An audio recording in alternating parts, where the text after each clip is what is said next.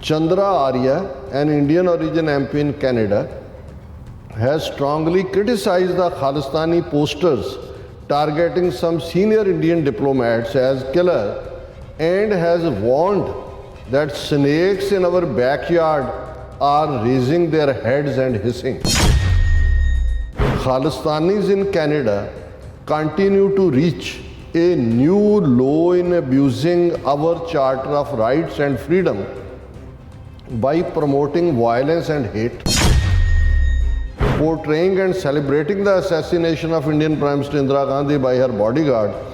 They are now openly calling for violence against India diplomats. While it is good to see Canadian authorities are noticing, ਰਾਹ ਦੇ dirty ਹਿੰਦੂਤਵੀ snake America ਦੇ ਵਿੱਚ, Canada ਦੇ ਵਿੱਚ, Australia ਦੇ ਵਿੱਚ, UK ਦੇ ਵਿੱਚ ਜਿਹੜੇ ਨੇ ਉਹ ਫੁੰਕਾਰੇ ਹੀ ਨਹੀਂ ਮਾਰ ਰਹੇ ਜਾਂ ਉਹਨਾਂ ਨੇ ਸਿਰ ਹੀ ਨਹੀਂ ਚੁੱਕਿਆ ਹੋਇਆ, ਉਹਨਾਂ ਨੇ ਜਿਹੜਾ ਹੈ ਉਹ ਡੰਗ ਵੀ ਮਾਰੇ ਨੇ। ਉਸੇ ਡੰਗ ਦਾ ਸ਼ਿਕਾਰ ਲਾਹੌਰ 'ਚ ਪੰਜਵੜ ਹੋਏ ਨੇ, ਉਸੇ ਡੰਗ ਦਾ ਸ਼ਿਕਾਰ ਜਿਹੜਾ ਹੈ ਉਹ ਸਰਦਾਰ ਖੰਡਾ ਹੋਏ ਨੇ ਅਵਤਾਰ ਸਿੰਘ, ਉਸੇ ਡੰਗ ਦਾ ਹਰਦੀਪ ਸਿੰਘ ਨਿੱਜਰ।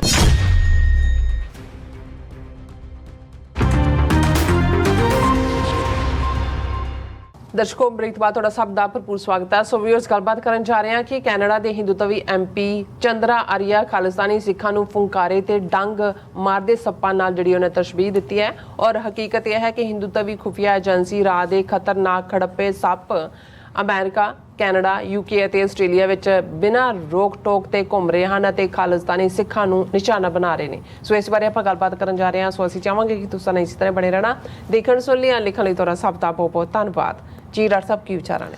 ਦੇਖੋ, ਜਦੋਂ ਅਸੀਂ ਕੈਨੇਡਾ ਦੇ ਆਪਣੇ ਸਿੱਖ MPs ਜਾਂ ਅੱਡ-ਅੱਡ ਪ੍ਰੋਵਿੰਸਿਸ ਦੇ ਵਿੱਚ ਜਿਹੜੇ MLA ਨੇ ਜਾਂ ਦੂਸਰੇ ਵੀ ਕੋਈ ਸਿਟੀ ਕੌਂਸਲ 'ਚ ਹੈ, ਕੋਈ ਮੇਅਰ ਹੈ, ਕੋਈ ਹੋਰ ਹੈ, ਉਹਨਾਂ 'ਤੇ ਅਸੀਂ ਸ਼ਿਕਾਇਤ ਕੀਤੀ ਕਿ ਭਾਈ ਇੱਕ ਔਨਰੇਬਲ ਕੈਨੇਡੀਅਨ ਸਿਟੀਜ਼ਨ ਜਿਹੜਾ ਪ੍ਰੈਜ਼ੀਡੈਂਟ ਹੈ ਗੁਰਦੁਆਰੇ ਦਾ, ਜਿਸ ਦੇ ਖਿਲਾਫ ਕੋਈ ਕੋਰਟ ਕੇਸ ਨਹੀਂ ਹੈ, ਉਸ ਦਾ ਮਰਡਰ ਹੁੰਦਾ ਹੈ ਦਿਨ ਦਿਹਾੜੇ, ਅਤੇ ਤੁਸੀਂ ਇੰਨਾ ਵੀ ਨਹੀਂ ਕਹਿ ਸਕਦੇ ਆਪਣੀਆਂ ਲਾਅ ਐਨਫੋਰਸਮੈਂਟ ਏਜੰਸੀਜ਼ ਨੂੰ ਕਿ ਭਾਈ ਇਸ ਦੀ ਤਹਿਕੀਕਾਤ ਕਰਕੇ ਫੌਰਨ ਜਿਹੜਾ ਹੈ ਇਸ ਦੇ ਲਈ ਜ਼ਿੰਮੇਵਾਰਾਂ ਨੂੰ ਸਜ਼ਾ ਦਿੱਤੀ ਜਾਏ।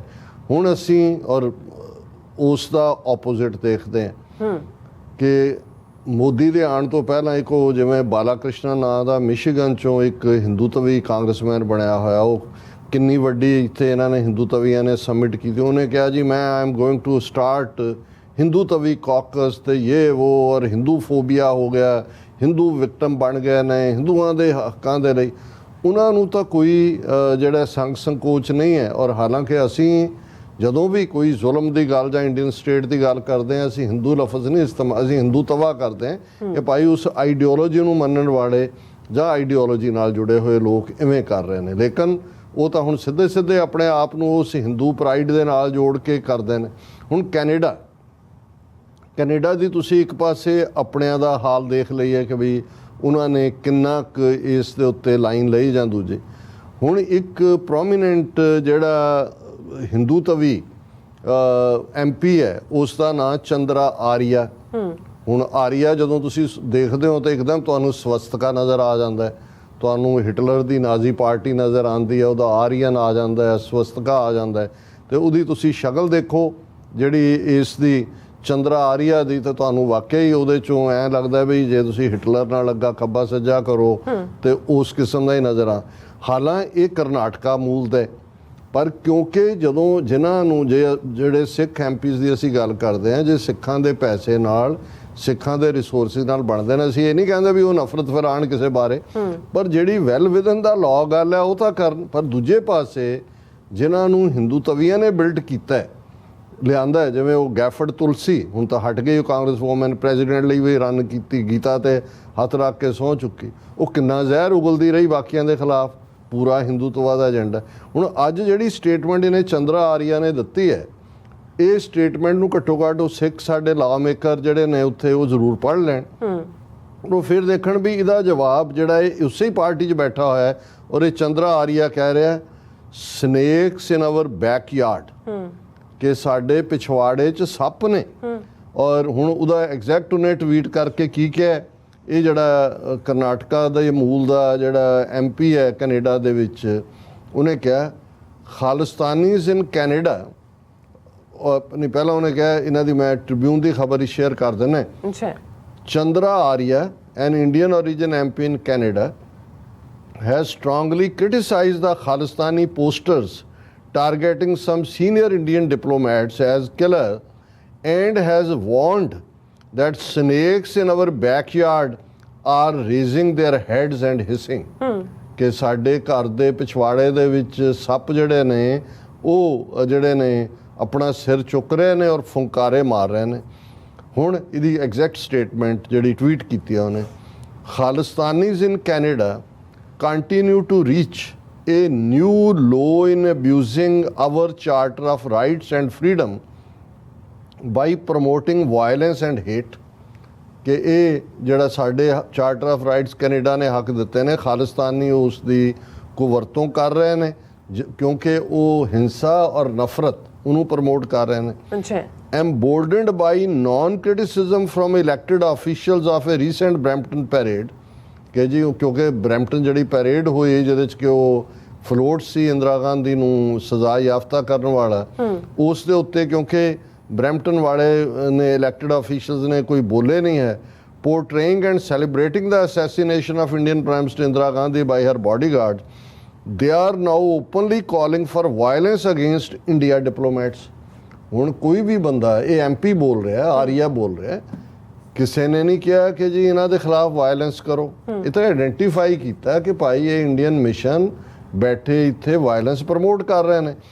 ਜਿਨ੍ਹਾਂ ਨੂੰ ਇਹ ਡਿਫੈਂਡ ਕਰ ਰਿਹਾ ਹੈ ਉਹ ਤਾਂ ਉਹ ਨੇ ਜਿਨ੍ਹਾਂ ਨੇ ਹਰਜੀਤ ਸਿੰਘ ਨਿੱਜਰ ਦਾ ਮਰਡਰ ਕੀਤਾ, ਗੈਂਗਸਟਰਸ ਨੂੰ ਯੂਜ਼ ਕੀਤਾ ਔਰ ਇਹਨਾਂ ਨੇ ਜਿਹੜਾ ਕਿ, ਲੇਕਿਨ ਤੁਸੀਂ ਲੈਵਲ ਦੇਖੋ, ਅਸੀਂ ਜਦੋਂ ਦੇਖਦੇ ਹਾਂ ਕਿ ਹਿੰਦੂ ਤਵੀ ਵਰਸਸ ਜਿਨ੍ਹਾਂ ਨੂੰ ਅਸੀਂ ਆਪਣੇ ਕਹਿੰਦੇ ਹਾਂ ਵੀ ਉਹਨਾਂ ਦਾ ਫਰਕ ਕੀ ਹੈ, ਉਹ ਇਹ ਕਹਿ ਰਿਹਾ ਹੈ ਕਿ they are now openly calling for violence against India diplomats while it is good to see Canadian authorities are ਨੋਟਿਸਿੰਗ।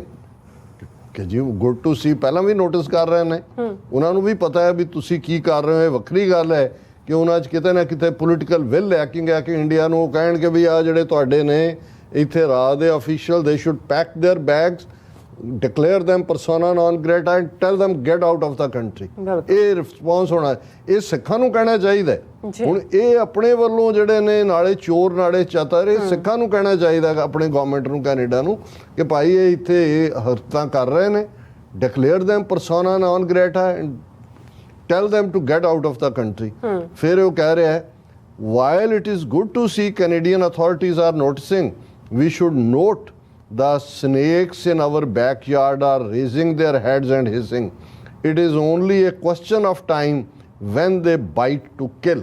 ਹੁਣ ਇਹ ਜਦੋਂ ਅਸੀਂ ਕਹਿੰਦੇ ਹਾਂ ਕਿ ਕੁਝ ਬੜਾ ਹੋਣੇ ਵਾਲਾ ਹੈ, ਇਹ ਉਹਦੀ ਜਿਹੜੀ ਹੈ ਨਿਸ਼ਾਨਦੇਹੀ ਕਰ ਰਿਹਾ ਹੈ ਕਿ ਵੀ ਉਹ ਜਿਹੜਾ ਹੈ when they bite to kill, ਕਿ ਵੀ ਉਹਨਾਂ ਨੇ ਸਿਰ ਚੁੱਕ ਲਏ ਨੇ, ਉਹ ਜਿਹੜੇ ਨੇ ਉਹ ਹਿਸਿੰਗ ਕਰ ਰਹੇ ਨੇ, ਫੁੰਕਾਰੇ ਮਾਰ ਰਹੇ ਨੇ।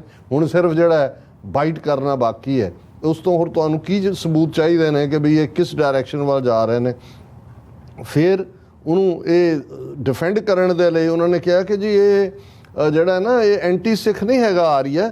Arya however is not anti Sikh and had in April celebrated the Sikh Heritage Month, which he said recognizes the immense contributions that Sikh Canadians have made to Canadian society।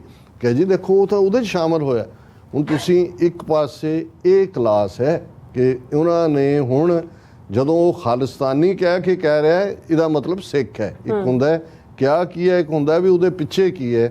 ਹੁਣ ਜੇ ਉਹਨਾਂ ਦਾ ਇੱਕ ਇਲੈਕਟਡ MP ਉਸੇ party 'ਚ ਬੈਠਾ ਹੋਇਆ ruling party 'ਚ, ਇਸ ਕਿਸਮ ਦੀ ਜਿਹੜੀ ਹੈ ਨਫ਼ਰਤ ਜਿਹੜੀ ਹੈ ਭਰੀ ਸ਼ਬਦਾਵਲੀ ਕਰ ਰਿਹਾ, ਜਿਹੜੇ ਕਿ ਇਹ ਖੁਦ ਸੱਪਾਂ ਦੇ ਬੱਚੇ ਨੇ ਔਰ ਇਹ ਖੁਦ ਹੀ ਕਿਉਂਕਿ ਇਹਨਾਂ ਨੇ ਜੋ ਕੁਛ ਜਿਸ ਕਿਸਮ ਦੀ ਦਹਿਸ਼ਤਗਰਦੀ RSS ਦੇ ਸਨੇਕ ਫੈਲਾ ਰਹੇ ਨੇ, ਹੁਣ ਇਹ ਕਵਰ ਹੈ ਟੂ ਦਾ ਜਿਹੜਾ ਉਹਨਾਂ ਦੇ ਰਾਹ ਦੇ ਸਨੇਕਸ ਦਾ। ਔਰ ਇਸ ਗੱਲ ਨੂੰ ਅਸੀਂ ਜਦੋਂ ਇਹ ਕਿਹਾ ਕਿ ਵੀ ਇਹ ਨਹੀਂ ਹੈ ਕਿ ਇਹ ਨੇ ਇਹ ਜਿਹੜਾ ਇਸ ਜੋ ਇਲਜ਼ਾਮ ਸਿੱਖਾਂ 'ਤੇ ਲਾ ਰਿਹਾ, fact of the matter is ਕਿ ਰਾਹ ਦੇ ਡਰਟੀ ਹਿੰਦੂਤਵੀ ਸਨੇਕ ਅਮਰੀਕਾ ਦੇ ਵਿੱਚ, ਕੈਨੇਡਾ ਦੇ ਵਿੱਚ, ਆਸਟ੍ਰੇਲੀਆ ਦੇ ਵਿੱਚ, UK ਦੇ ਵਿੱਚ ਜਿਹੜੇ ਨੇ ਉਹ ਫੁੰਕਾਰੇ ਹੀ ਨਹੀਂ ਮਾਰ ਰਹੇ, ਜਾਂ ਉਹਨਾਂ ਨੇ ਸਿਰ ਹੀ ਨਹੀਂ ਚੁੱਕਿਆ ਹੋਇਆ, ਉਹਨਾਂ ਨੇ ਜਿਹੜਾ ਹੈ ਉਹ ਡੰਗ ਵੀ ਮਾਰੇ ਨੇ।